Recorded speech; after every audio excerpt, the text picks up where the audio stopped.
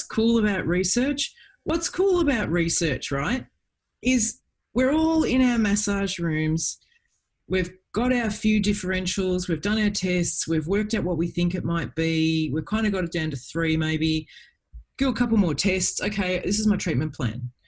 What's cool about research is how did you make that treatment plan from what you know, okay? And then why do you think that's going to work?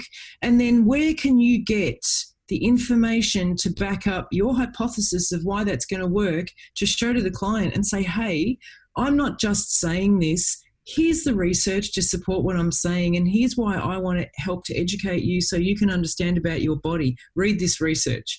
I love giving people a piece of research and you know, there's an easy way to read research. It's all about a recipe.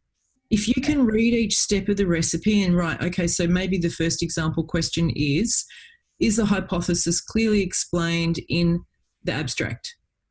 If the answer is no, well, it's probably not going to be worth reading. Like there's a whole checklist of questions that you can go through in the first kind of few minutes to say, okay, well, I don't think this is going to be worth reading, or yeah, hey, this actually answers most of the questions. I'm going to read it, and then I'm going to give this information out into the community. Wow. And because we're information sharers, right? We want to share information, but because we live in an evidence-based research model, and you and I both know what that means, and all the listeners know what that means as well if you're practicing in bodywork, we need evidence to support our treatment choices so that we can get recognition as a profession rather than just, you know, people doing work.